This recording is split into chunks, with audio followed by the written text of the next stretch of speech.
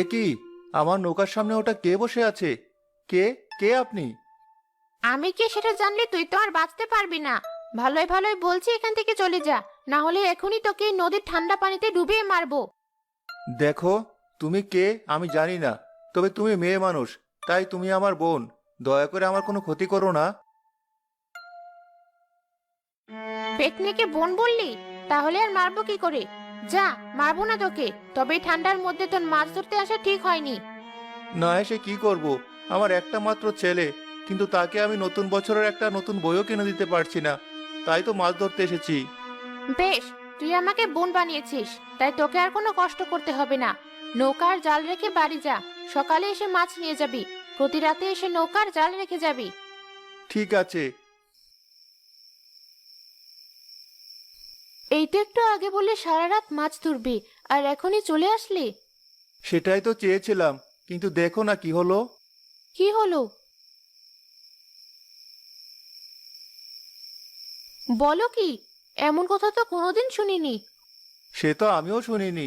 এখন ঘুমাও, সকালে উঠে দেখা যাবে কি হয়।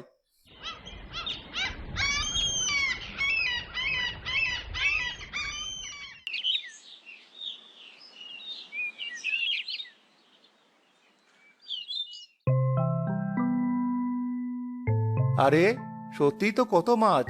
এই মাছ বিক্রি করে আমি অনেক টাকা পাবো।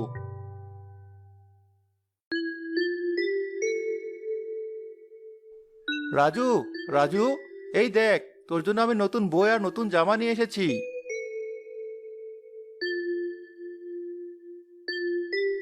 আমি খুব খুশি হয়েছি।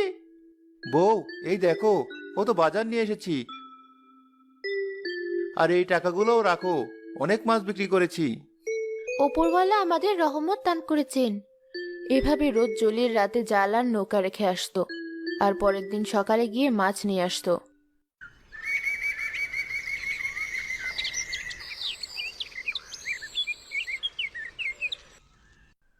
কি হলো?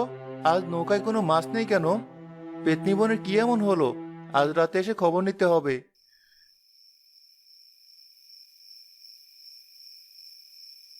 পেতনি বোন, দেখা দাও। আমি একটা বিপদে পড়েছি। কি বিপদ? আমাকে বলো।